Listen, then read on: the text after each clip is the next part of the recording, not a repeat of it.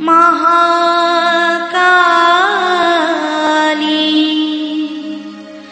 त्रिगुणात्मिका कुंडलिनी साक्षात्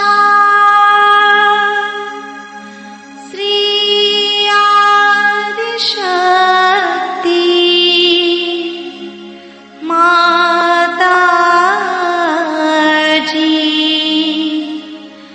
श्री निर्मला देवी नमो नमः। ॐ त्वमेव साक्षात् श्री कल्की साक्षात् श्री आदिशक्ति माताजी श्री निर्मला देवी नमो नमः। ॐ त्वमेव साक्षात् श्री कल्की साक्षात् श्री सहस्रार स्वामिनी मोक्ष प्रदायिनी माताजी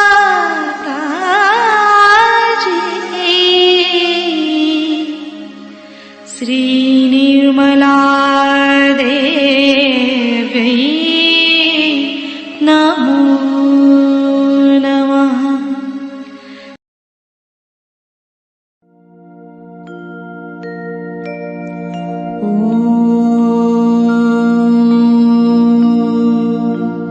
तमेव साक्षात् श्री गणेश साक्षात् श्री आदिशक्ति माताजी श्री निर्मला देवी नमो नमः।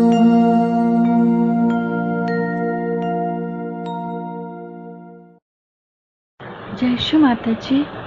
दोनों हाथ माँ के सामने अपने हृदय में श्री माता जी को नमन करेंगे। परम पूजनीय श्री माता जी, कृपा करके हम सभी के ध्यान में आइए, विचारों में आप आइए, अपने बीचों बीच हृदय में श्री माता जी को देखेंगे। श्री माता जी, हम सबको क्षमा कर दीजिए, हम सभी अज्ञानी हैं। दोनों हाथों पे अपने विचारों में, अपनी आँखों में श्री माता जी की छवि को रखते हुए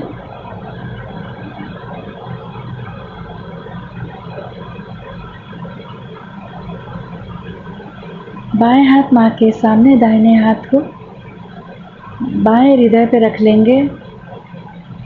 श्री माता जी, आपकी परम कृपा में मैं केवल एक शुद्ध आत्मा हूँ। पूरा चित्त बाएं हृदय पे। श्री माता जी, आपकी परम कृपा में मैं केवल एक शुद्ध आत्मा हूँ।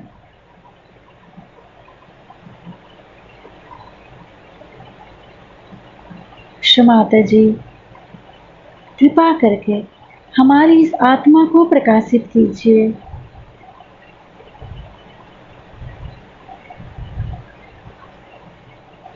पूरे चित्त को बाएं हृदय पर रखते हुए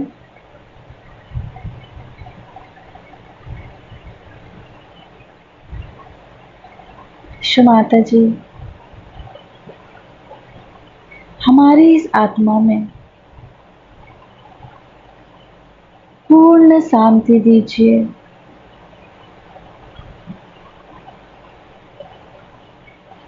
श्री आत्मा परमात्मा मंत्र ओम त्वमेव साक्षात् श्री आत्मा परमात्मा साक्षात् श्री आदि शक्ति माता जी श्री निर्मला देव्यै नमो नमः।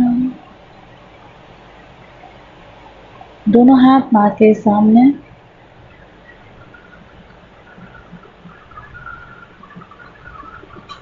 अपने संपूर्ण चित्त को तीनों मूलाधार पे, तीनों मूलाधार को देखेंगे केवल।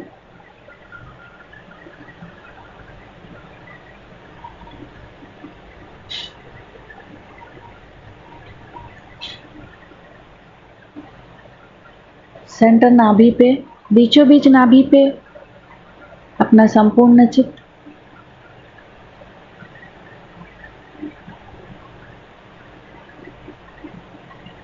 माता जी, हमें पूर्ण रूप से संतुष्ट कर दीजिए।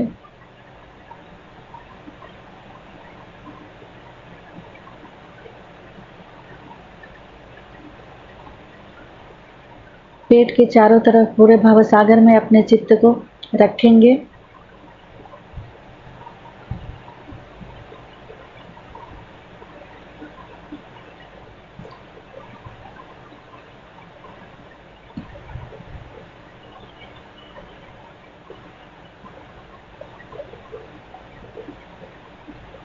अपने संपूर्ण चित्त को दाएं हृदय पे।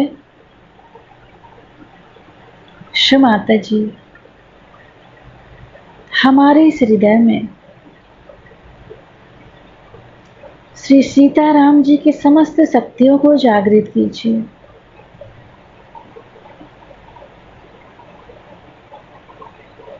माता जी, मेरे अंदर जो भी जिम्मेदारी का भाव है वो आप हैं। कृपा करके हमें साक्षी भाव में जिम्मेदारी निभाने की शक्ति दीजिए।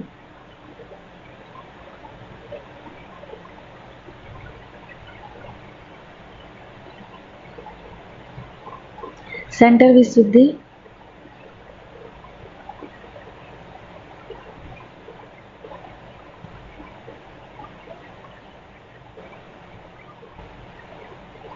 फ्रंट आज्ञा।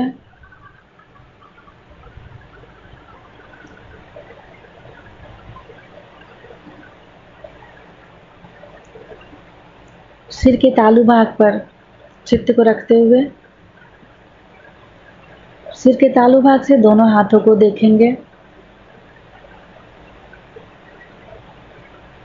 माता जी, कृपा करके हमें पूर्ण निर्विचारिता दीजिए।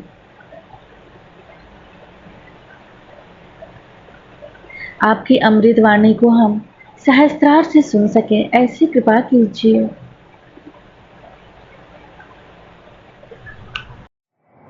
बंबई शहर के सत्य शोधकों को हमारा प्रणिपात। सत्य की खोज के बारे में अनादिकाल से इस देश में अनेक ग्रंथ लिखे गए हैं। इसकी वजह यह है कि इस भारतवर्ष की जो भूमि है, इस भूमि में बहुत से आशीर्वाद छिपे हुए हैं जिसके बारे में हम जानते नहीं। यहाँ की आबोहवा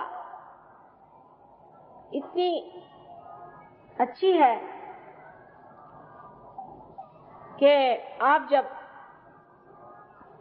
घर से निकलते हैं, आपको जैसे लंदन में हमें लबादे लादने पड़ते हैं और निकलने से पहले 15 मिनट तैयार होना पड़ता है, ऐसी कोई आफत नहीं। बाहर आते ही प्रसन्न, ऐसी सुंदर प्रच्छन्न हवा बहती रहती है।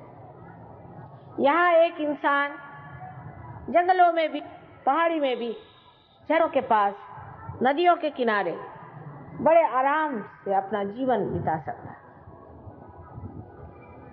ये हालत किसी भी देश में इतनी अच्छी नहीं है। या तो देश बहुत ज्यादा गर्म है या बहुत ज्यादा ठंडे हैं। अतिशयता की प्रकृति होने की वजह से वहां पर लोगों को हर समय प्रकृति से झगड़ना पड़ता है और ये संग्राम करते करते लोगों की वृत्ति आक्रमण करने वाली हो जाती, आक्रमणकारी हो जाती।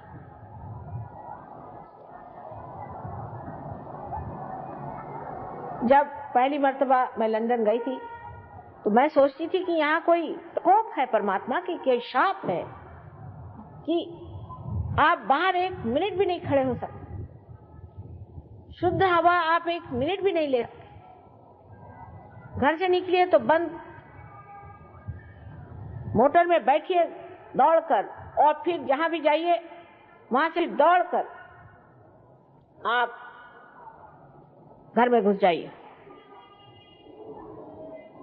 कभी भी प्रचंड इस प्रकृति का मनोरम आस्वाद लेने की कोई सी भी व्यवस्था वहां नहीं है। शायद इस वजह से एक माँ की दृष्टि से मैं दोष प्रकृति को ही देना चाहती हूँ, क्योंकि आखिर कहीं भी हो मानव परमात्मा के पुत्र है। इस दोष की वजह से हो सकता है कि मनुष्य एक दूसरे से वहां बड़ा कटा रहता है और इस वजह से वहां की प्रकृति में क्या दोष है इसी के और उसकी दृष्टि रहती है।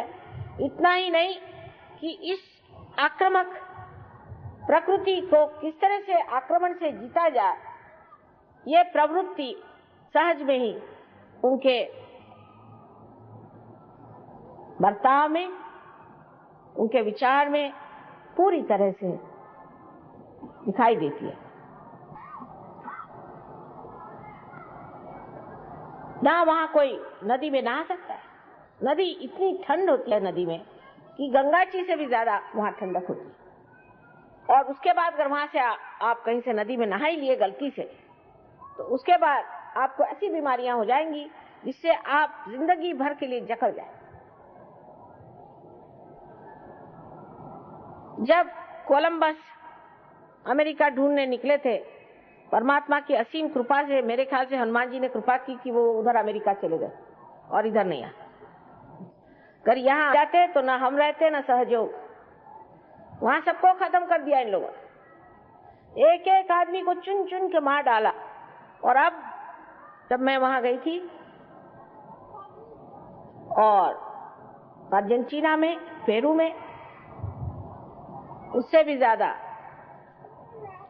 न्यूयॉर्क आदि किसी भी देश में मैंने पूछा कि भाई यहाँ के आदि लोग कहाँ हैं, आदिवासी। उन्होंने कहा बस अब म्यूजियम में है, बाकी तो सब खत्म कर डाले। वही हाल हम लोगों का होता। सोचिए अगर कोलंबस महाराज यहाँ पहुंचते तो। ये परमात्मा की असीम कृपा है, वो जमीन के खोज में वहां गए, लेकिन सत्य के खोज में लोग हिंदुस्तान आए, क्योंकि सत्य इसी संसार में, इसी पृथ्वी में अगर खोजना है तो वो भारतवर्ष में छिपा। लेकिन हम लोगों की दृष्टि बाहर है।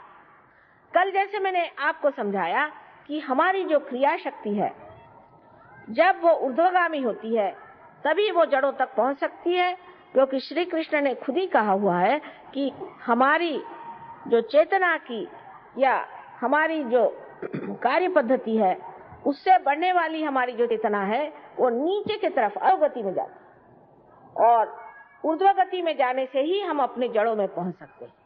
और आपसे मैंने कल बताया कि वो जड़ें इसी देश में, इसी भारतवर्ष में है, और हम लोग इन अधोगति में जाने वाले लोगों के पीछे आंख बंद करके सीधे चले जा रहे। हमारे यहाँ भी मैं देखती हूँ वहां के मीडिया तो बहुत ही खराब है। वो तो भी भगवान को समझ ही नहीं सकते और सहयोग तो उनकी खोपड़ी पे से चलाया। आत्म साक्षात्कार नाम की चीज वो समझ ही नहीं सकती, उनसे बात नहीं बेकार है। वो कहावत है ना कि उल्टे घघरी पर पानी डालने से फायदा नहीं। लेकिन आज यहाँ का भी हाल वही हो रहा है कि यहाँ के भी अखबार वाले हैं या और लोग हैं जो कि चाहते हैं कि कुछ बात कहें, वो भी विदेशियों के ढंग से कहते हैं। जैसे हर एक आदमी के ऊपर हावी रहो, हर एक आदमी को आप बुरा भला कहो, जो आदमी आपको पैसा दे दे उसके बारे में आप 1000 बार लिखो, और जो आदमी के पास पैसा नहीं उसके बारे में कुछ मत। अधिकतर ये हो रहा है। शुरू में जब सहयोग हमने शुरू किया था तो लोगों ने हमसे कहा कि आप अगर वोल्गा रेस्टोरेंट में हमको खाने को दिएगा और वहां रात का नाश्ता, तो हम आप पे 2 कॉलम लिखेगा। हमने कहा मेहरबानी करके आप एक लाइन भी मत लिखिए, मेहरबानी करके। और वही अखबार रात में हम लोग पढ़ते हैं, इस अखबारों में इस तरह की बातें लिखी जाती जिसके पीछे वो मन है, वो विचारधारा है जो विदेशी।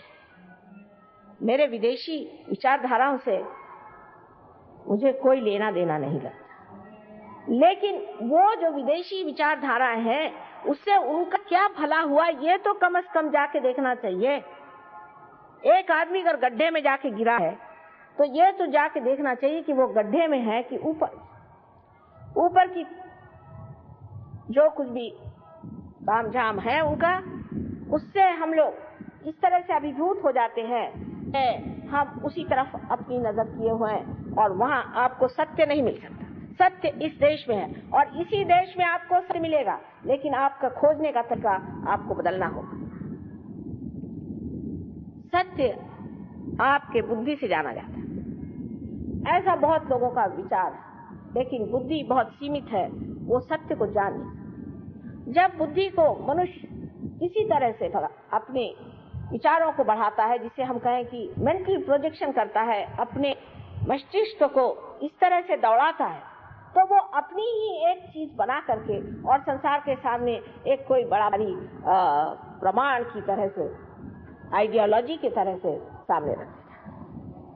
आप शायद इतना सफर न करें जितना मैंने किया। मैं रशिया गई हूँ, चाइना गई हूँ, अमेरिका गई हूँ, हर दुनिया की आइडियोलॉजी को मैंने देखी। ईरान गई हूँ, कोई दुनिया का देश नहीं होगा जो मैंने देखा नहीं। और मैंने एक ही बात पाई कि हर जगह आदमी मस्तिष्क से कोई चीज निकाल करके खड़ा कर देता है और यही सबसे बड़ी चीज है ऐसा समझ करके उसके पीछे लग जाता है और फिर वही भूत बन के उसे खा लेता है। तो सत्य को जानने की इच्छा उसी को हो सकती है जो इसका शिकार हो चुका है, जिसने उस अधोगति की सड़न को, उसकी कुचलाहट को बर्दाश्त किया, जिसकी आत्मा उसमें कुम्हलाई है, वही इसको महसूस करता है। हम लोग उसे इसलिए नहीं महसूस कर सकते क्योंकि हम लोग तो हर समय अब वही सोचते हैं जो वो करे। जिस रास्ते से गुजर के वो गिर गए, उस रास्ते की कोई साकरी गली भी होनी चाहिए जिसको हमें अपनाना चाहिए। सत्य को जानने के लिए ये बुद्धि पर्याप्त नहीं, ये पर्याप्त नहीं है। इसलिए पहले बात अपने बुद्धि से ये जान लेना चाहिए कि अनादिकाल से हमारे देश में जो बड़े बड़े संत साधु हो गए, जो बड़े बड़े अवतरण हो गए, उन्होंने जो जो बातें कह दी वो क्या सब झूठे थे? उन्होंने क्या सब गलत बात कही? उन्होंने हर जगह कहा कि आप अपने आत्म साक्षात्कार को प्राप्त हो। तो क्या वो लोग गलत थे? हाँ, ये हम मानते हैं कि बहुत से लोग चोर होते हैं। अब चोर तो अपने देश में इतने चोर हो गए कि मेरे समझ नहीं आता है कि चोर कौन है और सिपाही कौन है। और चोर बन करके वो लोग सबका पैसा खाते हैं, जैसा इन्होंने बताया, बेचारों को सबको लूटा लाटा है, बहुत परेशान कर दिया। पर कोई एक तो सच्चा आदमी होना चाहिए, कोई तो एक सच्चाई से बात कर रहा है, लेकिन उसके समर्थक कहाँ हैं? वो तो समर्थक उसी चोर के होंगे क्योंकि वो चोर उनको पैसा देता है। जो ऐसे ऐसे साधु यहाँ हो गए, उनके बारे में अपने अखबारों में इतना ज्यादा लिखा गया था कि लोग अभिभूत हो गए। उसके बाद बाहर जाकर के वो शहंशाह बन के घूम रहे थे और उन्होंने रोल्स रॉयस से खरीदी, ये खरीदा, वो करा, और इस चीज से सब दुनिया अभिभूत थी कि वाह साहब कैसा इन्होंने अच्छा इनको बुद्धू बना रखा। लेकिन सत्य जो है ये हमारे अंदर निहित है। सत्य को हमें अपने मज्जा तंतु पे जानना है, अपने सेंट्रल नर्वस सिस्टम पे जानना है। जैसे ये चीज ठंडी है या गर्म है, ये जिस तरह से हम जानते हैं उसी तरह से हमें सत्य को अपने सेंट्रल नर्वस सिस्टम में जाना है। माने जिसे हम कहते हैं कि यह हमें विद होना चाहिए, इसका बोध होना चाहिए। बोध का मतलब ये नहीं कि हमने किताब जाके पढ़ी।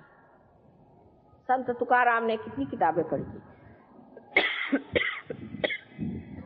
ज्ञानेश्वर जी वो तो इतनी छोटी उम्र में ही समाधि प्राप्त कर गए।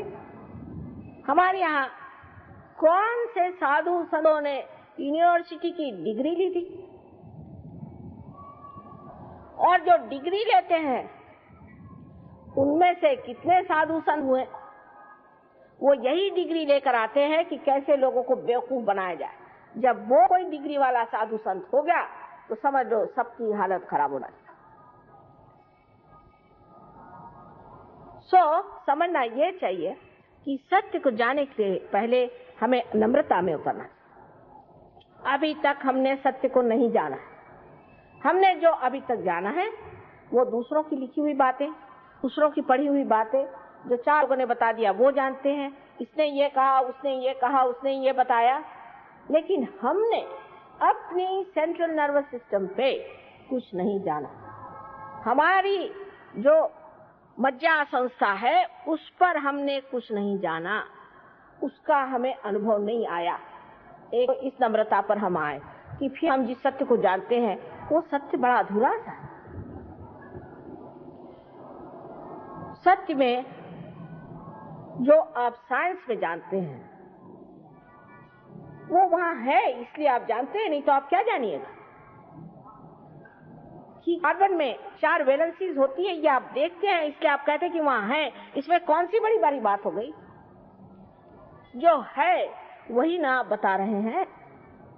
लेकिन जो नहीं जानते हैं, जिसके बारे में आप अनजान हैं, उसकी ओर अगर आपको दृष्टि करनी है तो नम्रता पूर्वक आपको जानना चाहिए कि अभी बहुत कुछ जानने का है।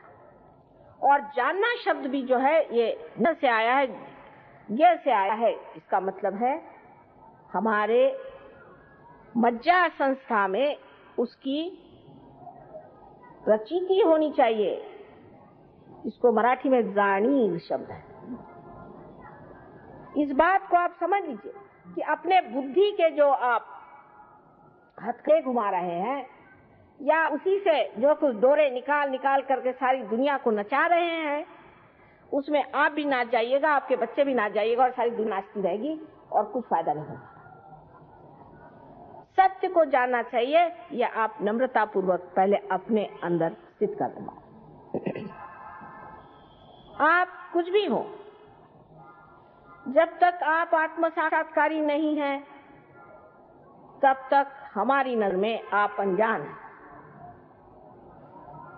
आत्मा का जब तक आपके अंदर प्रकाश नहीं है तब तक आपके पास वो अंतर्दृष्टि आई जिससे आप हमारे रंग को या कबीर के लाल रंग को समझ नहीं पाए।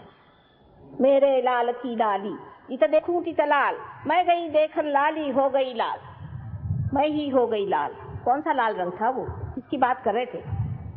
ऐसे रंग रंगो रंगे जो लाल लाल कर दीनी। वो लाल किसी को दिखाई देता है क्या? और कबीर दास जी को जो हमने सदुक्री भाषा और आदि कह करके उनको इतना गिरा दिया और उनके इतने गहन तत्व हमने इस तरह से निचोड़ करके उसको खत्म कर दिया कि वो एक दलित वर्ग के कवि थे। और मुझे बहुत आश्चर्य हुआ कि लंदन में रैदास जी का और कबीर दास जी का उन्होंने वहां मंदिर बनाया और इस जगह इतनी बड़ी विभूति हो गई और हमने उसे जाना। और बैठे बैठे बुद्धि से हम ये निकाल रहे हैं कि जो दर्जी बनकर के नामदेव थे, क्या वही नामदेव गुरु नानक से मिले थे? या ये निकाल रहे हैं कि जिन्होंने विवेक चूड़ामणि नाम की इतनी सुंदर तत्ववेत्ता पूर्ण, इसे कहना चाहिए, पुस्तक लिखी, ऐसे महान, ये तो बुद्धिवादियों को यही महान लगता है जिसमें वो चक्कर गिन्नी घुमाए, और उन्होंने इतनी ऐसी बात कैसी लिख दी जो सौंदर्य लहरी में है कि माँ की तुम स्तुति करो बस, और कुछ करो नहीं। तो ये 2 आदमी हो सकते, एक नहीं हो सकता। ये हमारे अक्लमंद जो लोग हैं, उन लोगों ने ये बातें ला के रख दी। ये सत्य को कैसे खोज सकते हैं? ये अहंकार का अन्वेषण है। अहंकार की ये झलक ही नहीं पर पूरे तरह से आक्रमण है अपनी समाज पर, जहाँ पर कि एक अहंकारी अपने दिमाग में कोई बात सोच लेता है, और क्योंकि उसको लिखना पढ़ना आता है, या वो बड़ा भारी प्रोफेसर है, या टीचर है, या बोल सकता है, भाषण दे सकता है, लोगों पर छापता। यहाँ ऐसे बहुत सारे तत्ववेत्ता है। एक हमने परसों सुने कि वो जा करके सब मारवाड़ी लोगों में जा करके बहुत ज्यादा रुपया कमाई, और उनको लोग तत्ववेत्ता समझते हैं, और वो गरीब लोगों से बताती हैं कि देखो भाई, गरीबी ठीक है, कोई हर्जा नहीं, ये तो पूर्व जन्म के कर्म से तुम पा रहे, और आप किस जन्म के कर्म से ये कर्म कर रहे हैं, और आपका अगला जन्म क्या होगा। तो बुद्धि के तत्व में सबसे बड़ी चीज जो महत्वपूर्ण घनी बात है वो एक ही है कि हमारे अंदर धर्म जागृत होना चाहिए। जब धर्म जागृत होता है तभी हम सत्य को जानते हैं। अब धर्म का मतलब हम लोग ये समझते हैं हिंदू धर्म, क्रिश्चियन धर्म, फलाने धर्म, ये वो, ये धर्म है ही नहीं। कैसे हो सकते हैं बताइए आप? जब आप हिंदू धर्म की व्याख्या करते हैं, हिंदू धर्म में तो कहा है कि सबके अंदर एक ही आत्मा का वास। फिर आपने जातीयता कैसी बनाई? जब आपके धर्म में व्यास और वाल्मीकि जैसे लोग ब्रह्मर्षि कहलाए जाते हैं, फिर आपने जातीयता बनाई कैसे कि जन्म से ही आदमी धर्म को प्राप्त होता है। ब्रह्म को जानने वाला ही जब ब्राह्मण होता है तो आपने जातीयता बनाई कैसे? आज जातीयता के नाम से लोग चिल्ला रहे हैं। इसको निकालने का तरीका बुद्धि से नहीं हो सकता। इसके लिए सत्य को प्राप्त होना पड़ेगा। जब तक आप सत्य को प्राप्त नहीं होंगे तब आपके अंदर की जातीयता जा नहीं सकती। सत्य को प्राप्त होने के लिए दूसरी बात है कि धर्म में खड़ा होना पड़ेगा। धर्म में खड़ा होना क्या होता है, इसके लिए समझने की बात है। 2 उदाहरण हम देंगे। एक श्री कृष्ण का। श्री कृष्ण को लोग सोचते हैं कि उन्होंने अहिंसा सिखाई। हाँ, सिखाई तो है अहिंसा, वो गरीबों के लिए, वो ऐसे लोगों के लिए जो त्रस्त है, लेकिन जो दुष्ट है उनके लिए अहिंसा नहीं सिखाई है, उनके लिए हिंसा सिखाई है। जिस वक्त कर्ण का पैर रथ के चक्के में फंसा था और उनके ऊपर अर्जुन ने अपना गांडी पकड़ा था, तो कर्ण ने उनसे कहा कि देख, तू भी वीर है, मैं भी वीर हूँ, और मुझे क्षत करने का तुझे अधिकार नहीं, जबकि मैं सशस्त्र नहीं हूँ। तब कृष्ण ने अपनी उंगली आगे करके कहा कि जिस वक्त द्रौपदी की लाज लूटी जा रही थी तब तेरी वीरता कहाँ गई थी, मार। कृष्ण को लेकर के जो अहिंसा की बात करते हैं वो इसमें का भेद नहीं कहा जाता है। हंसा श्वेता बका श्वेता को भेदो बक हंस यो नीरक्षीर विवेके तू हंसा हंसा बका बका। उसका विवेक जब आपके अंदर आएगा नहीं तब तक आप समझ नहीं सकते धर्म क्या है। जिस वक्त ईसा मसीह जो कि साक्षात अत्यंत पवित्र ओंकार स्वरूप अवतरण थे, एक वेश्या को देखते हैं कि उसको पत्थरों से मारा जा रहा। उनका किसी वेश्या से क्या मतलब हो सकता है? वो जा करके खड़े हो जाते हैं और कहते हैं तुम में से जिसने कुछ भी पाप नहीं किया हो वो मुझे पत्थर मारे। मुझे पत्थर मारे। और सब ने अपने पत्थर डाले, क्योंकि वो जो अधिकार सत्य का उनके अंदर था उसके आगे चलना कठिन बात है। समझने की कोशिश करिए। आज हमारे देश में व्यक्तित्व नहीं है, चरित्र नहीं है। हम लोग रो रहे हैं, चरित्रहीन, दुर्बल, निर्बल, एक तरह से गुलामी लिए हुए इस पैसे के पीछे में चाहे जो करने के लिए हम तैयार हो रहे हैं।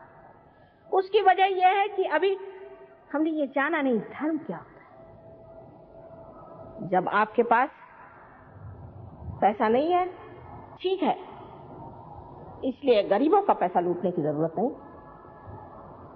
और अगर आप ही खुद, जैसे मैं कल कहा आपसे कि आप शराब पीते हैं, तंबाकू खाते हैं, सिगरेट पे सिगरेट पीते हैं और यहां पर जाके स्ट्राइक करते हैं कि हमें ज्यादा पैसा दीजिए, काहे के लिए? शराब ज्यादा पीने की। धर्म में आने का मतलब यह होता है कि एक संतुलन रहना, एक मध्य भाग में रहना, इसको कि मॉडरेशन कहना चाहिए। जैसे इंसान हर एक चीज में अति पर चला जाता है, उस अति से छूटकर बीचों बीच खड़ा, ये धर्म। अनेक धर्म बताए गए हैं, ये हमारे अंदर जो सदगुरु हो गए उन्होंने बनाए। स्त्री धर्म दो तरह के मैंने अपने देश में देखे, या तो आदमियों के जूते खाइए और या तो आदमियों को जूते मारिए, बीच में कोई चीज दिखाई नहीं देती। या तो सीता जी को एक धोबी घर से निकाल देता है और या तो कोई ऐसी औरत या कोई आकर के सारे लोगों की नाक कटा देती।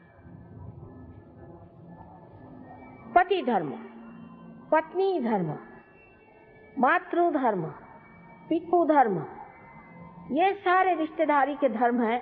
राष्ट्र धर्म, विश्व धर्म, ये सबसे हम परिचित हैं। अपरिचित हम नहीं, लेकिन हम अनहोनी कर जाते हैं, ऐसी बात कर दे रहे जो बिल्कुल अनहोनी है कि हम उस धर्म को जानते हुए भी वो नहीं करते। इसलिए मैं ये कहूंगी कि ये जो हमारे प्रदेश के लोग हैं, ये उसे जानते नहीं, वो इस बात को जानते नहीं है और इसलिए वो गलत काम करते हैं। तो ठीक है, अज्ञान में हम ज्ञानी होते हैं, इस बारे में जानते हुए भी हम धर्म में नहीं हो सकते, इसलिए हमारी धर्म शक्ति बड़ी कमजोर है। और जो आदमी धर्म में खड़ा होता है वो सबसे शक्तिशाली मनुष्य होता है। पैसे से आपके अंदर बिल्कुल भी शक्ति नहीं आ सकती। मैंने ऐसे ऐसे पैसे वाले देखे हैं कि जो लड़खड़ाते हुए खड़े रहते हैं, इसका पैसा दिया, उसका पैसा नहीं दिया, इनकम टैक्स वाले आने वाले हैं, ऐसा होने वाला, वैसा होने वाला, मेरा लड़का पैसे लेके भाग गया, मेरी बीवी भाग गई, फलाना हो गया, ठिकाना हो गया। सत्ता से तो बिल्कुल नहीं आ सकता। सत्ता से आदमी इतना निर्बल हो जाता है क्योंकि दूसरों के हाथ में पड़ गया। दूसरे जब तक उसे सत्ता नहीं देंगे वो लड़खड़ाता खड़ा रहता, भैया मेरे को वोट दो, मैं तुम्हारे पैर पड़ता हूँ, जूते तुम्हारे उठा लूंगा। किसी भी चीज से मनुष्य सब नहीं हो सकता सिवाय आत्मा के। आत्मा ही आपको समर्थ कर सकता है, लेकिन सबसे पहले उसमें आपके अंदर धर्म स्थापना होनी। और धर्मी की स्थापना करने के लिए मंदिर, मस्जिद और चर्च बनाने से होगा नहीं। अपने मंदिरों का हाल सुनिए तो भगवान बचा रखे, और चर्च का हाल मुझसे पूछिए आप, और मस्जिदों का हाल उनसे पूछिए जो मस्जिद में बैठ करके और गलत सलाह करते, मंदिरों में बैठ करके बंदूकें चला, ये लोग धर्म को जानने वाले नहीं है, अधर्मी, धर्म के नाम पे महा अधर्म कर रहे हैं। और आज हम ही इस बात को कह सकते, दूसरे हिम्मत नहीं इस बात को कहें कि ये धर्म नहीं। धर्म मानवता का धर्म है, उसमें यह नहीं कि आप जाकर के 4 लोगों को बटोर के लाइए और मिशनरी से उनके खाना पीने को दीजिए और अपने लिए बड़े बड़े नोबेल प्राइजेस, ये धर्म नहीं है। धर्म वो है जहाँ मनुष्य अपने जीवन को संतुलन मिलता है, उसमें पूरा संतुलन हो जाता है, जहाँ वो प्रेम के धर्म में बसा हुआ रहता है, वो सहज में ही सारा कार्य करता है। कोई सी भी उसके अंदर से अगर ऐसी क्रिया घटित हो जाए जो बहुत ही अभिनव हो, उसके प्रति कोई भी उसे गर्व नहीं होता, ऐसा ही आदमी हम कहेंगे धर्म में होता है। पर आप कहिएगा माँ ऐसे आदमी आएंगे कहाँ से, तो बात ठीक है, ऐसे धर्म के आदमी कहाँ से आएंगे? जैसा मैंने कल कहा कि मार्क्स ने कहा कि ऐसे लोग होने चाहिए कि जो यहाँ स्टेटलेस हो जाए, स्टेट न रहे। ऐसे लोग होना चाहिए कि जो आपस में इतने प्रेम से रहे कि कोई झगड़ा ना हो। सबसे ज्यादा डिवोर्स तो वहीं होते हैं जहाँ मार्क्सवाद चल रहा है। तो क्या गलती हो गई वहां पर? जो कि इन्होंने कहा था कि हम ऐसी स्टेट बनाएंगे, वो नहीं बना पाए। इसकी वजह ये कि वहां धर्म नहीं, वहां धर्म ही है। और धर्म हमारे अंदर स्थापित करना बहुत ही आसान है। जब कुंडलिनी का जागरण होता है तो हमारे नाभिक चक्र में जब कुंडलिनी आती है तो उसके प्रकाश से हमारे अंदर आपो आप धर्म जागृत हो जाता है। अधर्मी से अधर्मी मनुष्य भी धर्म में उतर जाता है, पर जो मनुष्य अंदर से धार्मिक है उसके लिए कुंडलिनी का जागरण बहुत ही आसान है। अब बहुत से लोग ऐसे भी होते हैं कि जो धर्म के नाम में अनेक गलतियां कर जाते हैं। वो सीधे साधे भाले लोग होते हैं। जैसे ये बता रहे थे, हमने ऐसे बहुत सारे देखे, विलायत में भी देखे और यहाँ भी देखे हैं, जो कि गुरुओं के चक्कर में घूम पड़ते और उसमें पैसे देते हैं और उनके चरण छूते हैं और उनसे सोचते हैं कि भाई अगर हमारा गुरु जाएगा स्वर्ग में तो हमें भी साथ ले जाए, लेकिन वो तो नर्क जा रहे हैं और उनके साथ सभी नर्क में जाने वाले। उसके लिए पैसा देकर के आप नर्क जा रहे हैं। एक बात आपको जान लेना चाहिए कि कोई सा भी गुरु जो रुपया पैसा मांगता है वो सदगुरु नहीं। आप परमात्मा को खरीद नहीं सकते, आप कुंडलिनी को पैसा दिखाकर जागृत नहीं कर सकते। वो वही चीज है जो मनुष्य कर सकता है कि वो पैसे से लुभा सकता है लोगों को, लेकिन कुंडलिनी एक जीवंत शक्ति, शुद्ध इच्छा है और कोई सा भी शुद्ध मनुष्य पैसे से जीता नहीं जा सकता, ना खरीदा जा सकता। इसलिए आप जान लिए कि कोई भी आदमी आपसे यह है कि तुम्हारे कुंडलिनी जागरण का इतना पैसा दो या तुम्हारे आत्म साक्षात्कार इतना पैसा दो, तो उस पर विश्वास नहीं करना। लेकिन फिर यह प्रश्न किया जाता है कि यह धर्म शक्ति क्यों बढ़ाई जाए और धर्म में शक्ति रहने से क्या फायदा, जो बिल्कुल पर्याप्त सही बात है कि अगर आप धर्म बात कर रहे हैं, संतुलन की बात कर रहे हैं और अति में नहीं जाना चाहिए इसकी बात कर रहे हैं, तो आखिर क्यों? जब आप कोई प्लेन को देखते हैं जो आकाश में उड़ता है, उसके उड़ान से पहले देखा जाता है कि वो संतुलित है या नहीं, उसके सब पेंच कसे हुए हैं या नहीं, वो सब पूरी तरह से जुटा हुआ है या नहीं। उसी प्रकार धर्म से मनुष्य में वो शक्ति आती है जिससे वो उड्डान कर सकता है। उसका उड्डान बहुत आसान और बिल्कुल सीधा पहुंचता है अपने लक्ष्य की ओर जब वो धर्म में खड़ा। बाह्य के धर्मों की बिल्कुल भी नहीं बात कर रही हूँ, लेकिन अंदर के अपने धर्म होते हैं। जैसे कार्बन की वैलेंसी जो 4 है, ये उसके धर्म है। कार्बन का धर्म है उसकी 4 वैलेंसी। और उसी प्रकार हमारी 10 वैलेंसी है, हमारे 10 धर्म हैं। उन 10 धर्मों को हमें संभालना चाहिए और जब तक हम उन 10 धर्मों में संतुलित नहीं होते हैं तब तक हमारी उड्डान नहीं हो सकती। वो 3.5 लपेट में, जैसे कि एक कागज को आप लपेट लीजिए, इस तरह से मध्य नाड़ी है और उसके जो बीच का हिस्सा जो बहुत सूक्ष्म है, उसके अंदर से कुंडलिनी एक बिल्कुल छोटे से बाल की तरह उठ करके और छेद देती है ब्रह्मरंध्र। उसके बाद ऊपर से परमात्मा की जब करुणा बहने लगती तब और उसके साथ में बहुत सारे ऐसे ही केश के जैसे बिजली के तरह तार जैसे उठते हुए कुंडलिनी 6 चक्रों में भेदती हुई ऊपर तक चली जाती है। जो आदमी संतुलन में रहता है, जिसने हमेशा धर्म का पालन किया है, जो धर्म में रहता है, अपने गौरव से रहता है, ऐसे आदमी की कुंडलिनी खट से पूरा की पूरा ब्रह्मरंध्र छेद करके ऊपर चली जाती है। ऐसे हमारे यहाँ कुछ लोग हैं, लेकिन वो देहातों में रहते हैं, शहरों में नहीं। शहर में तो पहली भूत की ये दा है कि वो अहंकार रूपी बड़ा सुंदर सा जान पड़ता है और उस अहंकार में डूबे हुए हम कठिनाई से पाते हैं। अभी थोड़े दिन की बात है, हम देहातों में ज्यादा घूमते हैं, आप जानते हैं। 4-5 दिन हुए होंगे, एक गांव है अस्त गांव, जो कि बहुत ही छोटा गांव है और उस गांव में बहुत दूर दूर से लोग अपने बैलगाड़ी में पैदल आए, हजारों की तादाद और कुछ नहीं।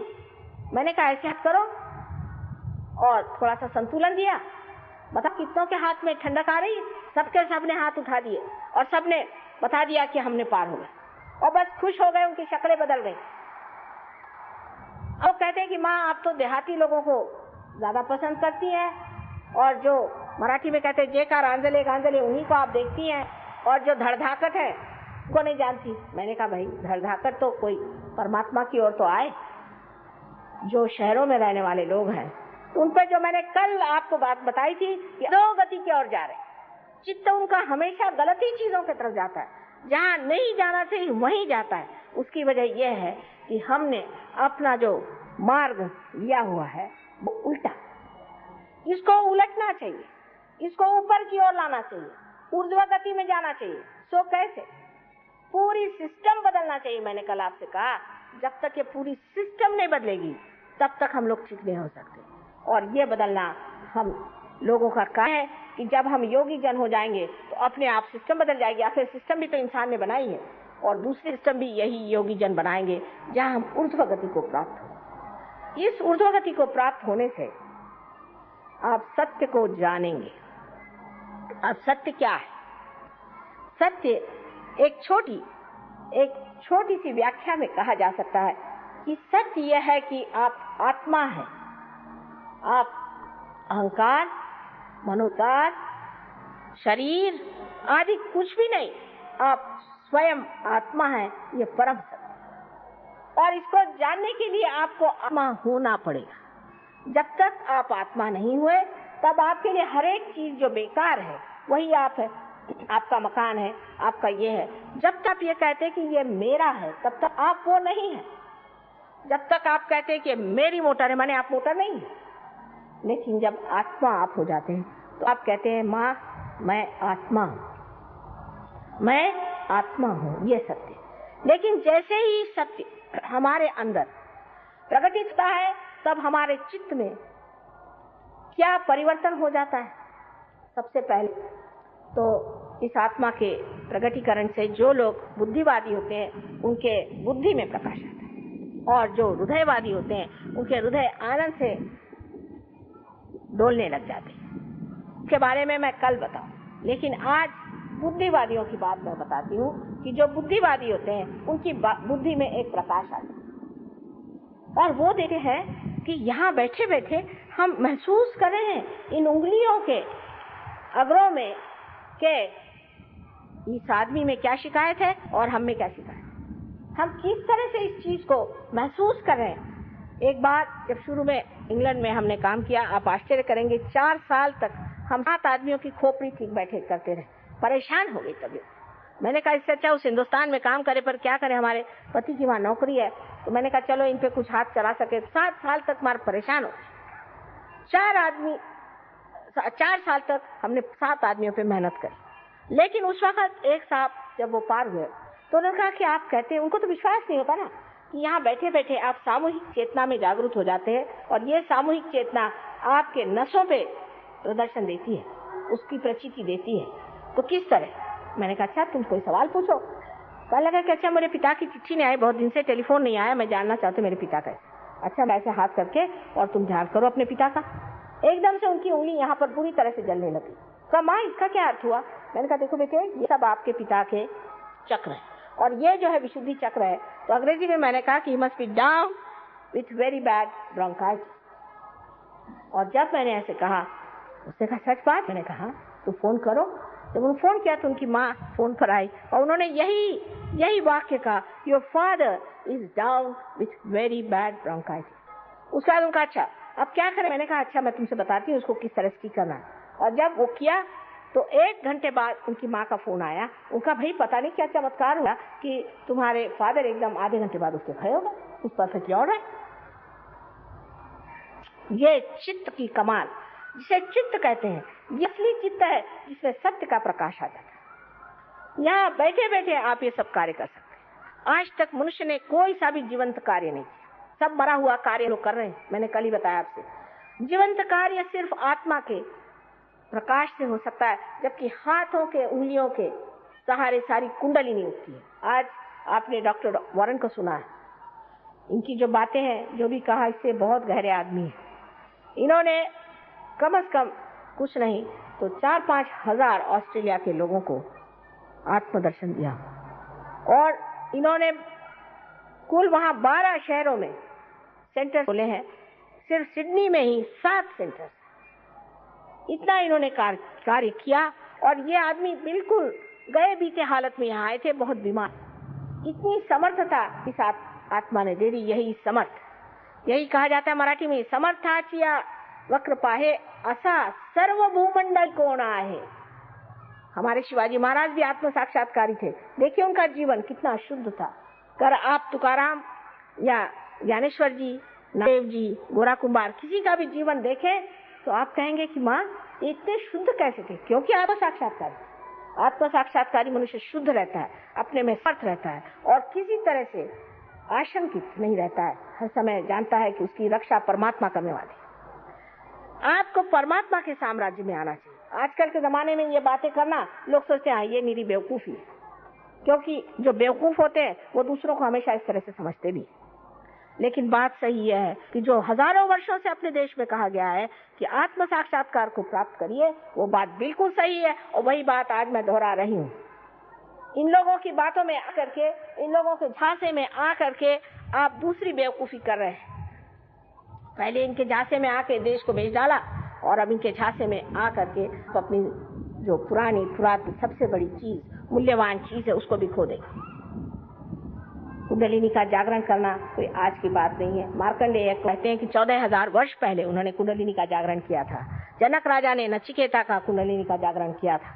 उस वक्त एक ही दो लोगों का जागरण होता था, क्योंकि जिंदगी के इस वृक्ष पर एक ही दो फूल लगते थे। पर आज मैं कहती हूँ कि मौसम बहार का है, हजारों फूल तैयार है, जिसके लिए नल दमयंती आख्यान में लिखा हुआ है कि कलयुग में ऐसा समय आएगा जहाँ पर कि हजारों लोग एक सर्वसामान्य घर गृहस्थी में रहने वाले आत्म साक्षात्कार को प्राप्त। नाड़ी ग्रंथ नाम का एक ग्रंथ भृगु मुनि ने न जाने कितने हजारों वर्ष पहले लिखा था। उसमें स्पष्टता लिखा हुआ है कि इस तरह का समय वाला है जब लोगों की सहज में नदी जागरूक हो जाएगी। लेकिन कुंडलिनी की बात हजारों वर्ष तक लोगों ने गुप्त रखी और कही। ज्ञानेश्वर जी ने अपने ज्ञानेश्वरी में 6ठे अध्याय में, जबकि उन्होंने गीता पे टीका लिखी, उनसे रहा नहीं गया, उन्होंने उस पर कुंडलिनी का वर्णन कर दिया। लेकिन बाद में सबको बताया गया कि वो 6ठा अध्याय पढ़ा, क्योंकि इनका पेट जो मारा जाएगा, जो परमात्मा के नाम पर पैसा कमा रहे हैं उनका पेट मारा जाएगा। तो उन्होंने कहा कि आप 6ठा अध्याय मत पढ़ें। 6ठा अध्याय पढ़ने से लोग जान लेते कि ज्ञानेश्वर जी ने बिंदी करने के लिए नहीं कहा था, कभी नहीं कहा था कि आप तंबाकू चढ़ा करके विठ्ठल विठ्ठल करके अपनी तंदुरुस्ती चौपटाए। उन्होंने कहा था कि ध्यान करके परमात्मा को प्राप्त हो। भक्ति का मार्ग ये नहीं कि जैसे कहा जाता है चित्रकूट के घाट पर भई संतन की भीड़, तुलसीदास तिलक जिसे तिलक करत रघुवीर, उसको भी तिलक दिया, चल आगे चल। उनको नहीं पहचाना, हनुमान जी को नहीं पहचाना, क्या फायदा? ये एक जिसने आत्म साक्षात्कार को प्राप्त नहीं किया, उसकी क्या दशा होती, तुलसीदास जी ने वर्णित किया हुआ। इसलिए आत्म साक्षात्कार होना बहुत आवश्यक है। आत्म साक्षात्कार करने के लिए कोई ऐसे अजीब अजीब प्रश्न पूछते हैं कि आप ही क्यों करते हैं? भाई आप करो, मुझे तो बड़ी खुशी हो, आप आइए पधारिए, मैं आपको 10 हार पहनाऊं, मुझे छुट्टी करिए। अगर आप कर सकते हैं तो क्या करें, क्योंकि मैं कर सकती हूँ इसलिए वो नाराज। लेकिन अगर आप कर सकते हैं तो बड़ी अच्छी बात, आप करिए ना। ये कोई काम आसान नहीं, पहाड़ जैसी कुंडलिनी उठाना आसान चीज नहीं है। लेकिन इसलिए कि कुछ नहीं चाहिए तो लोग किसी तरह की बातें करते रहते। इससे कोई हमारा क्या लाभ होने वाला है? हम तो सब प्राप्त, हमारे पास तो सब कुछ, लेकिन बांटे बगैर मजा भी नहीं आता। इसीलिए मैं कहती हूँ कि हम तो बड़े कैपिटलिस्ट हैं और हम बड़े भारी कम्युनिस्ट भी हैं, क्योंकि बांटे बगैर मजा नहीं आता और सब दूर घूमते फिरते रहते हैं जंगलों में, गरीबों के पास, अमीरों के पास, सबके पास दौड़ते रहते हैं कि बाबा अपने आत्म साक्षात्कार को प्राप्त। एक माँ की इच्छा यही है कि जब तुम्हारा ही इतना बड़ा धन तुम्हारे अंदर, इतनी संपत्ति है, तो क्यों न उसे प्राप्त करो, उस संपत्ति को क्यों न प्राप्त करें, उस संपत्ति को हम क्यों न अपने अंदर पनपने दें और उसका उपयोग करें, उसकी शक्ति पर हम जागरूक। ये हमारा देश का धरोहर, ये हमारा देश का धरोहर है। इसको जान लीजिए कि आपका और कोई धरोहर नहीं, और सब मूल्यवान धरोहर ये है। जिस दिन आप इसे प्राप्त करेंगे उस दिन सारा संसार आपके चरणों में लौटेगा। ये लोग जब आए प्रदेश से आते साथ इस भूमि की मिट्टी इन्होंने अपने सर में लगाई, और जब ये तुकाराम के स्थल पर गए थे देहू में, और वहां जब ऊपर पहुंचे तो लोगों ने बताया कि माँ ये तो मिट्टी पे अपना सर लगा है। मैंने कहा क्यों? कहले माँ चैतन्य जो है जमीन के अंदर से फूट पड़ रहा था। चैतन्य हम देख रहे थे एकदम जैसे कि अंदर से फुवारे निकल रहे थे। ये एक आत्म साक्षात्कारी ही देख सकता है क्योंकि उसने सत्य को पाया है। आपको ज्यादा दूर की जरूरत नहीं, आप अपने उंगलियों पे जान सकते हैं सत्य क्या है और असत्य क्या है। कोई आदमी है वो झूठा है, सच्चा है, कोई चीज है वो अच्छी है, बुरी है, कौन सा कार्य करना चाहिए, इसका पूरा विवेक आपको चैतन्य जब आप पा लेते हैं तो चैतन्य ही सब सजा देता है। पर इतना ही नहीं, इससे कहीं अधिक, कहीं अज्ञानी आप हो जाते हैं और उस ज्ञान का कोई वर्णन नहीं किया जाता। जैसे कि आप नानक साहब हैं, उन्होंने कहा कि कहे ना न कभी न आपा चीन्हे के न भ्रम की इकाई। उन्होंने कहा जब तक अपने आप को आप पहचानोगे नहीं तब तक भ्रम मिट नहीं सकता। तो वो लोग अखंड पाठ करते हैं, अखंड पाठ 2.5 दिन होता है तो वो उंगली रखेंगे, भाई यहाँ खत्म हुआ, अब इससे दूसरे आके आदमी उस उंगली पर पकड़ के फिर वो अखंड पाठ पढ़ेंगे। 2.5 दिन के बाद थक थुका के सब सो जाएंगे, तीसरे दिन शराब पिएंगे। रट रहे हैं, बिना आपा खोजे मिटे न भ्रम की काई। रटने से क्या परमात्मा मिलेगा? वैसे कबीरदास जी ने एक खास बात कही है कि पढ़ी पढ़ी पंडित मूर्ख भय। जब मैं छोटी थी मैं सोचती थी कबीरदास जी ऐसा क्यों कह रहे, ऐसे कैसे हो सकता। लेकिन पढ़ना और व्यक्तित्व में बहुत अंतर है। आदमी जब पढ़ता है, वो अगर गीता पे भाषण देता है सोचता है कि वो व्यास नहीं हो गया। अहंकार बीच में खड़ा है एक बड़ा भारी पहाड़ बन के। इसलिए भाषण देते वक्त लोग बातें ऐसी बड़ी बड़ी करते हैं और अंदर से सारा खोखलापन। 2 दिन के पास जाइए तो पता चलता कि हे भगवान, इतना ये खोखला आदमी ये इतनी बड़ी बड़ी बातें करता है, इसे कोई भी लज्जा नहीं आती, इस तरह की बातें कैसे करता है? क्योंकि उसके अंदर धर्म नहीं, धर्म की शक्ति नहीं। जिस आदमी में धर्म की शक्ति होती है वो कभी भी इस तरह की असत्य बात बाहर और अंदर से पूरी तरह से एक खोखलेपन से जीवन नहीं बिता सकता। मनुष्य के व्यक्तित्व के लिए आज जरूरी है कि आप अपने आत्मा को जान, उसके बाद आप अपने धर्म को भी जान जाएं, अपने शरीर को जान जाएं, अपने प्रकृति को जान जाएंगे, अपने स्वभाव को जान जाएंगे, अपने चक्रों को जान जाएंगे। कम से कम मैं कहती हूँ कि आपके गुरु हैं तो कम आपकी तंदुरुस्ती तो अच्छी रखें। पैसा तो खूब ले रहे हैं, तंदुरुस्ती तो आपकी चौपट है। किसी को पैरालिसिस हो रहा है, किसी को और कोई बीमारी हो रही है। और ऐसे लोग बुद्धिवादियों को बहुत अच्छे लगते हैं। एक पूना में एक गुरु हो गए, अब रहे नहीं भगवान की कृपा से, उनके शिष्य लोग आए थे। किसी को पैरालिसिस है, किसी को किडनी ट्रबल है, किसी की आंखें ऊपर चढ़ रही हैं, किसी को दिखाई नहीं देता, कोई अंधा हो गया, कोई कुछ। तो मैंने कहा भाई आपके गुरु करे क्या थे? तो उनके जो शिष्य साहब बड़े लंबा मुंह करके मुझे कहने, आपने तरुणोपाय गरुणोपाय करुणोपाय सुना है? मैंने कहा नहीं भाई नहीं सुना। कहाँ लिखा है? कौन से शास्त्र में? नहीं शास्त्र में नहीं, हमारे गुरुजी ने हमें बताया। अच्छा, ये कहाँ से बीच में से निकल आए आपके गुरुजी जो कि सारे शास्त्रों को बनाकर और अपनी तरफ से बता रहे हैं एक बात को। जो आदमी अपने ही तरफ से नई चीज निकालता है और अपने को बड़ा अभिनव समझता है, वो जीवंतता लेकर नहीं। क्योंकि जीवंत चीज ऐसी होती है कि बीज से मूल और मूल से उसकी पूरी सृष्टि होती है एक वृक्ष की, और फिर उस वृक्ष में ही जा करके फल लगता है। ये नहीं कि फल कहीं आकाश से चला है, वो तो प्लास्टिक का होएगा। सारे शास्त्रों का आधार इस पर होना चाहिए। अब ये जरूर है कि एक शास्त्र यहाँ लिखे गए समयाचार के अनुसार, दूसरे शास्त्र समयाचार के अनुसार वहां लिखे गए, लेकिन जो इंसान उनका साथ एक करके बताए वही सदगुरु है। जो उनमें ये दिखाए कि ये गलत है और वो गलत है, वो आदमी सदगुरु नहीं। साईनाथ उनके मैं जब जगह गई थी तो मुझे बड़ा आनंद आया। उन्होंने लिखा है कि किसी भी धर्म की निंदा करना महापाप है। धर्म चीज और है और उस धर्म के पालने वाले उसके उल्टा मुंह करके बैठे हो। इसलिए उनके पालने वालों से आप धर्म को गालियां मत दीजिए। धर्म चीज और है, और ज्यादातर धर्म इसलिए लोग इस्तेमाल करते हैं कि यही एक पाखंड से वो जिंदगी में रह सकते हैं। जैसे हमारे बंबई में एक बार बड़ा भारी स्मगलिंग केस हुआ, तो जब उन्होंने विलायती शराब लाई तो वो गीता के किताबें बना करके ऐसी झूठ मूठ की उसके अंदर रखेला, क्योंकि गीता को कौन पूछेगा। इसी तरह से धर्म है, बड़ा भारी टीला लगा लीजिए, एक नाटक बना लीजिए और धर्म का नाम ले लीजिए तो लोग चले आपके पैर पे। धर्म के लिए संसार छोड़ने की जरूरत है। घर द्वार छोड़ने की जरूरत नहीं। कोई चीज जब पकड़ी नहीं तो छोड़ेंगे किसी? जिसने किसी चीज को पकड़ा हो वही तो छोड़ेगा। आज ठीक है, हमारे पति है, उनकी एक फैमिली है, पिता की एक फैमिली है, उनका एक ढर्रा है, उस घर में रहने का है, ठीक है, उस ढंग से हम रह रहे हैं। कल अगर आप जंगलों में कहिए, जंगलों में रहेंगे।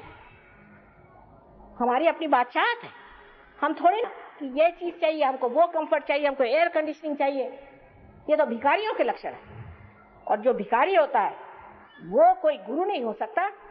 जो आपके टुकड़ों पे पलता है वो कोई गुरु होगा?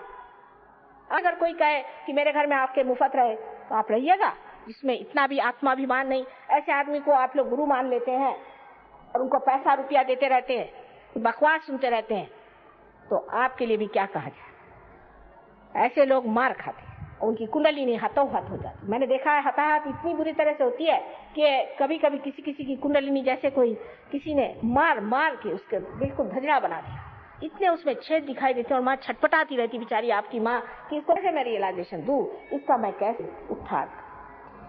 तो परिवर्तन होना चाहिए, आपके अंदर परिवर्तन होना चाहिए। और परिवर्तन ऐसा होना चाहिए कि दुनिया कहे चमका हुआ ये सितारा है, ये चमक गया है, इसके मुंह पर ये कांति आ गई, कितना बढ़िया आदमी है। हमने ऐसे ऐसे देखे कि एक रात में शराबी कबाबी आदमी था, इतना शराबी आदमी कि आके मुझे वो गाली दे रहा था, और दूसरे दिन पार होते ही आप उनकी शक्ल नहीं पहचान सकते, क्योंकि आदमी समर्थ हो जाता है, इतना शक्तिशाली होता है कि किसी भी तरह की गंदगी, किसी भी तरह की बुराइयां, किसी भी तरह की गुलामी वो नहीं करता। हमको कोई संत साधुओं से थोड़े कहना पड़ता था कि भाई तुम शराब मत पियो, उनके लिए कोई शराबबंदी थोड़ी करनी पड़ती थी। वो स्वयं इतने शुद्ध थे कि जहां जाते थे वहीं लोग इसको छोड़ देते। लेकिन इतना ही नहीं, जिस वक्त आप सत्य को प्राप्त होते हैं तो इसका एक प्रकाश, उस प्रकाश में जब आप दूसरों को देखते हैं तो आपको नजरअंदाज आ जाता है कि इस आदमी को क्या परेशानियां हैं और उसकी सहायता कैसे। सबसे बड़ी तो बात यह कि सत्य का प्रकाश स्वयं प्रेम है, और प्रेम में क्षमा। हर समय आदमी चाहता है कि इसको क्षमा कर, और जब कोई सहयोगी आके कहता है माँ इस लड़की को क्षमा कर दीजिए, मुझे बड़ा आनंद होता है कि देखिए इसने ये सहानुभूति से कहा कि माँ इसे क्षमा कर दीजिए, ये ठीक हो जाए। इस तरह से जिसको हम सत्य समझते हैं उसको हम सोचते हैं कि सत्य वाला आदमी एकदम ऐसा होता है जैसे दुर्वासा। अधिकतर जो लोग सत्य की बात करते हैं वो अधिकतर से ही होते हैं, बड़े कठिन जीव, क्योंकि आगे आप खड़े नहीं हो सकते। लेकिन जो परमात्मा के सत्य को जानता है वो प्रेम का सागर होता है, वो करुणा का सागर होता है। उसके एक दृष्टि के कटाक्ष से आपका पूरा निरीक्षण हो जाता है। इतना ही नहीं, लेकिन आपकी सारी दुविधाएं दूर हो सकती। ये बात सत्य, इसको आप आजमाएं और देखें। लेकिन जो अहंकार पूर्ण है उनके लिए सहयोग नहीं, उनके लिए सहयोग नहीं है। जो नम्रता पूर्वक सहयोग में आना चाहे उन्हीं के लिए सहयोग है, अहंकारी लोगों के लिए सहयोग नहीं। इसलिए कृपया याद लीजिए कि जो लोग अहंकार पूर्ण यहाँ पर कुछ तमाशा देखने आए हों, उनके लिए बेहतर होगा कि वो कहीं जाकर और अच्छा तमाशा देखें। जो आपका तमाशा देखना चाहते हैं, जो खुद को देखना चाहते हैं, जो आपा चिन्हना चाहते हैं, वो यहाँ पर बैठे। इसी से आप सत्य को जानेंगे, और सत्य को जानने का मतलब कभी भी बुद्धि से नहीं होता है, लेकिन आत्मन्येव आत्मनि तुष्टः, आत्मा से ही आत्मा को जाना जाता है। ये बड़ी कमाल की चीज कि जब आत्मा हमारे अंदर जागृत होता है तब इस आत्मा से ही हम सर्वव्यापी इस आत्मा को जान सकते। इसीलिए बुद्ध ने पहले कह दिया कि तुम भगवान की बात ही मत करो, पहले तुम आत्म साक्षात्कार की बात करो। उस पर लोग कहते हैं कि उनका ईश्वर में विश्वास नहीं था। ये बात, ईश्वर की बात करो तो लोग खुद ही को ईश्वर कहने लगते हैं। इसलिए बेहतर है कि पहले आत्मा को प्राप्त करो, पहले आत्मा को लें, आत्मा को जाने। और ये सबसे बड़ी चीज है जो हमको मिलते ही हम एक दूसरे साम्राज्य में जाते हैं, एक नए व्यक्तित्व में जाते हैं। अब बहुत से लोग ऐसा भी प्रश्न पूछते हैं कि माँ इससे गरीबी कैसे हट सकती है? बिल्कुल हट सकती है। गरीबी मन की होती, गरीबी पैसे की नहीं होती, गरीबी मन की होती। आपको आश्चर्य होगा कि जब चैतन्य पूर्ण जो पानी है, ये अगर आप अपने अनाज को दिए तो उसकी जो फसल होती है वो 10 गुना ज्यादा हो सकती है। अभी हमारे यूएनओ में एक शिष्य है, हमीद नाम है, मुसलमान है ईरान के, उन्होंने एक अभी प्रयोग किया हुआ है और उसमें दिखाया कि चैतन्यपूर्ण पानी से एक पेड़ कितना हो सकता है। सूरजमुखी के फूल पे उन्होंने प्रयोग किया था, और जिसमें कि आप बहुत सारे खत डालते हैं वो भी उससे छोटा ही रहता है, और जिसमें कुछ नहीं डालते वो बिल्कुल गिर जाता है। इसका मतलब यह है कि जब चैतन्यपूर्ण चीज आप कहीं भी देते हैं तो उससे एक समृद्धि आ जाती।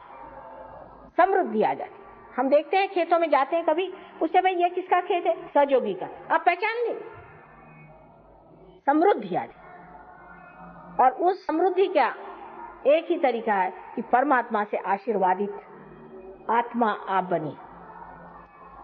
उसके अनेक हाथ हैं, उसके अनेक आशीर्वाद हैं, उसके दरबार में किसी चीज की कमी नहीं, और उसकी गवर्नमेंट नहीं एफिशिएंट है कि बस आप उससे कोई बात कर दीजिए हो जाती, पर पहले उससे कनेक्शन तो हो जाए। बगैर कनेक्शन ही के अगर आप उसे परेशान करिए तो आप गिरफ्तार हो जाए। इसलिए बेहतर है कि आप उसे अपना कनेक्शन कर लीजिए। सबसे आसान चीज है, इसमें कुछ नहीं करना, सहज आपके साथ पैदा हुआ ऐसा योग का आपका जन्म सिद्ध हक है जिसे आप प्राप्त करें। अगर हिंदुस्तानियों ने नहीं प्राप्त किया तो मैं के आगे सर फोड़ूंगी। आप ही लिए है, और विशेषकर इस भारतवर्ष में बड़ा भारी योग का दान है। इस पृथ्वी के एक एक कण कण में श्री रामचंद्र नंगे पैर चले। आकाश में आपको दिखाई नहीं देता होगा, मुझे सब दूर चैतन्य दिखाई देता। जैसे ही हिंदुस्तान में हमारा प्लेन आ जाता है, मैं चैतन्य, चारों तरफ चैतन्य फैला। आशा है आपको भी ऐसी आंखें मिल जाए जिससे आप भी इस चैतन्य को देख सकें और उसका वर्णन कर सकें। इस सत्य के अनेक स्वरूप हैं जिसके बारे में एक लेक्चर में मैं कितना आपसे बताऊं सो कम है। इस पे अनेक मैंने लेक्चर्स दिए हैं, यहाँ तक कि इंग्लैंड में कम मेरे 2-3 हजार लेक्चर्स हो गए होंगे अंग्रेजी भाषा में ही, और हिंदी भाषा में भी, और मराठी भाषा में। जैसी भी ये भाषा, मैंने मराठी ही सीखी है बचपन में, और हिंदी भाषा मैंने कभी सीखी नहीं थी, और अंग्रेजी भी कभी सीखी नहीं थी। लेकिन मेरे ख्याल से जब तक हृदय से आप बात करते हैं तो कोई भाषा की खास विशेषता नहीं रह जाती। भाषा हृदय तक भिड़ जाए, यही बस चाहिए, और आपके हृदय में आपके आत्मा की जागृति हो जाए, यही मैं चाहती हूँ। परमात्मा आप सबको उन्नति दे।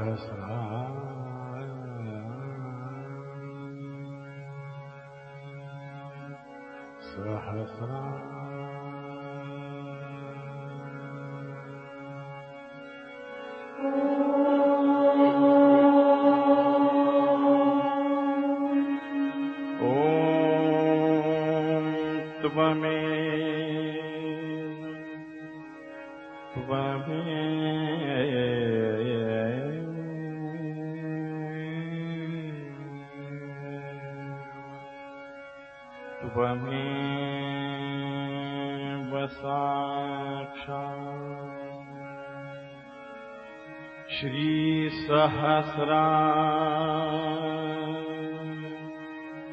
सहस्रा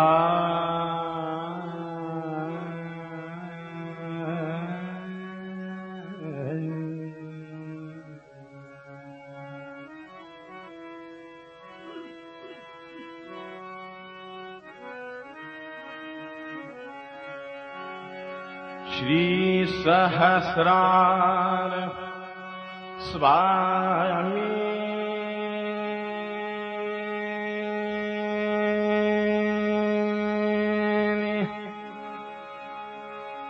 मोक्ष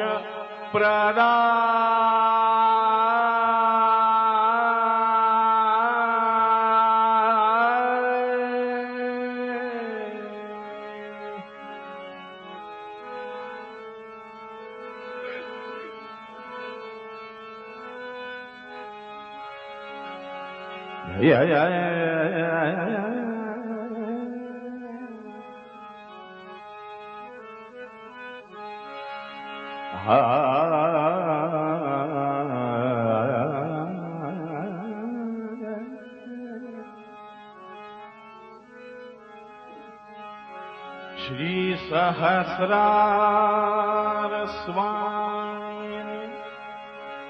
मोक्ष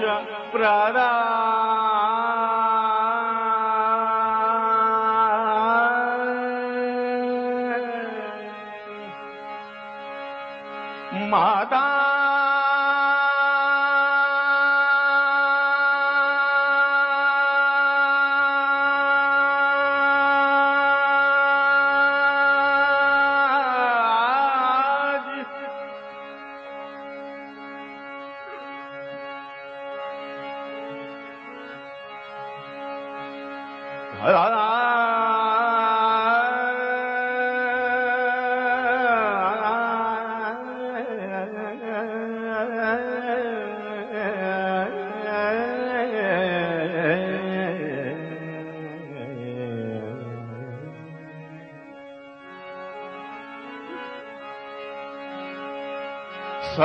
सहस्रार सहस्रार स्वामी मोक्ष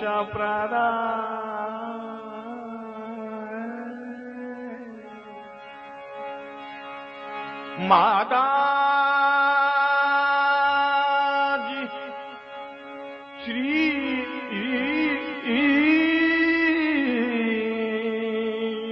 निर्मला निर्मला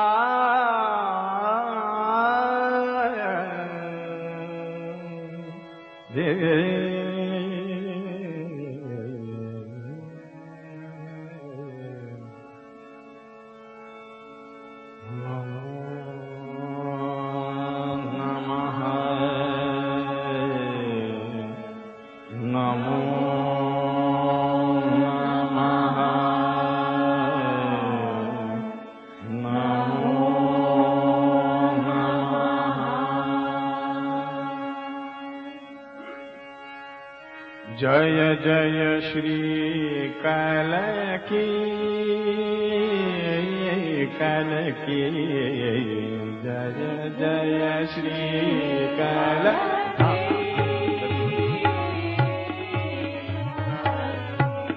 जय जय श्री कलकी कलकी जय जय श्री कलकी कल की तू दुर्गे तू ही भवानी तू दुर्गे तू ही भवानी सहस्रार स्वामिनी स्वामिनी जय जय श्री कलकी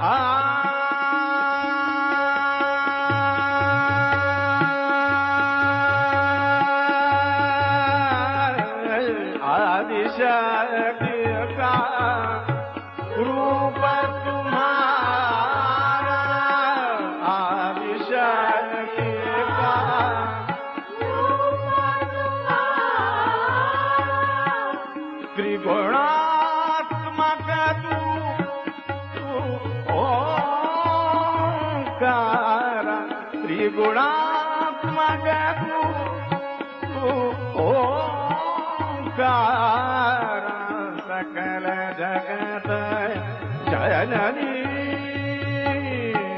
जननी जय जय श्री कलकी कलकी जय जय श्री कलकी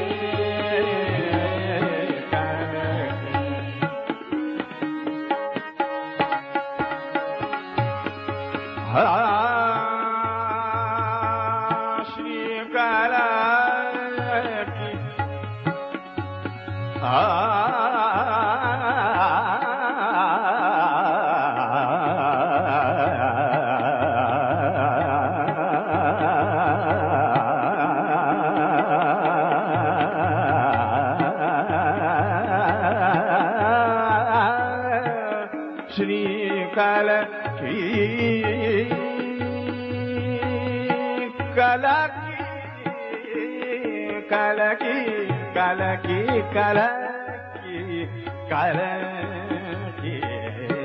जय जय श्री कलकी कलकी जय जय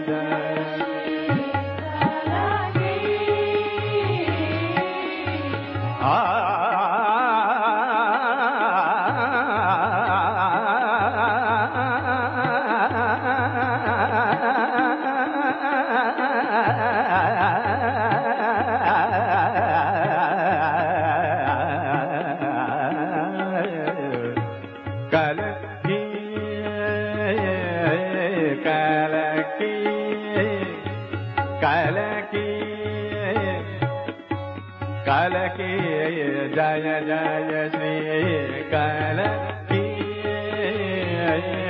कलकी तू दूर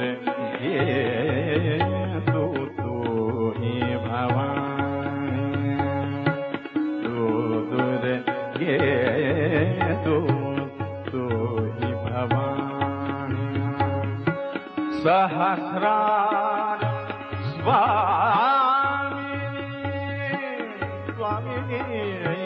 जय जय श्री कलकी श्री कलकी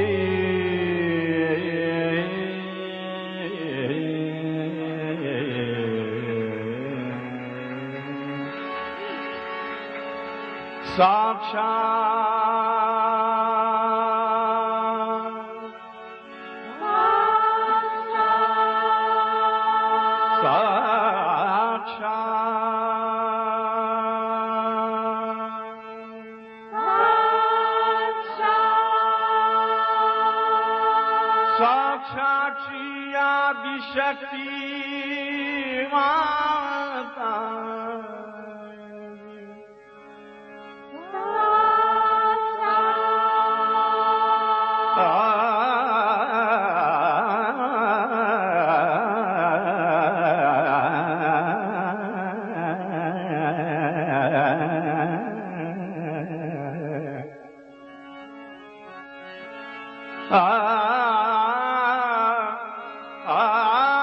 साक्षात श्री आदिशक्ति माता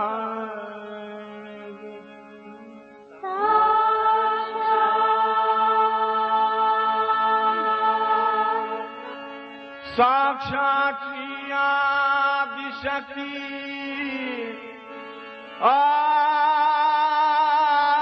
आदिशक्ति माता जी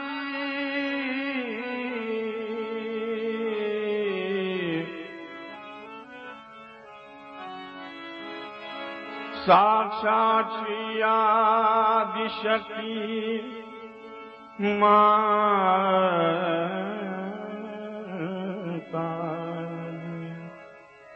माता माता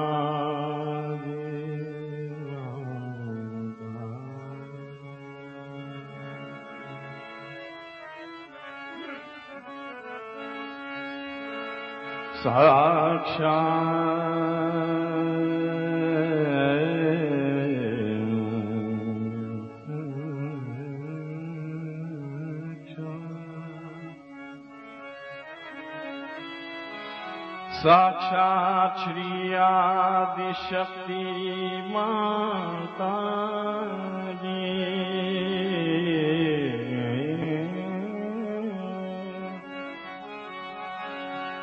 साक्षात श्री आदिशक्ति साक्षात श्री आदिशक्ति माता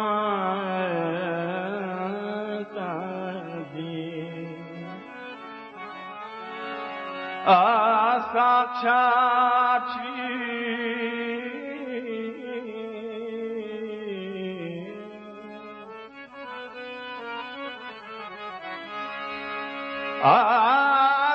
साक्षात श्री आदिशक्ति माता जी, श्री निर्मला, श्री निर्मला, श्री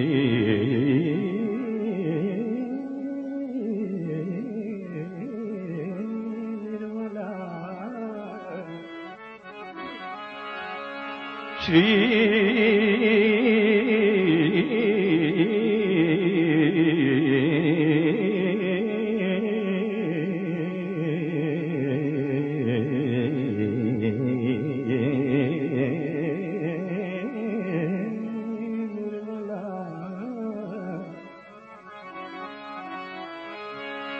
साक्षात श्री आदिशक्ति माता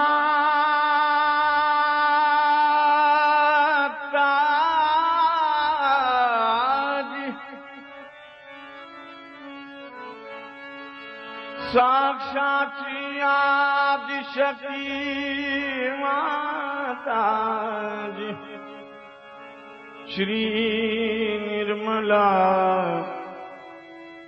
देवी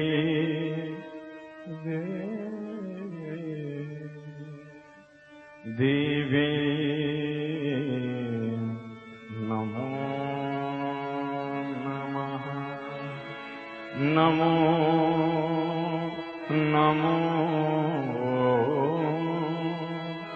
नमो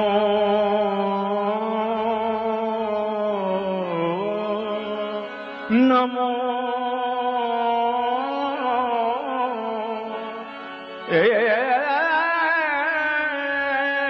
नमो नमः, नमो नमः, नमो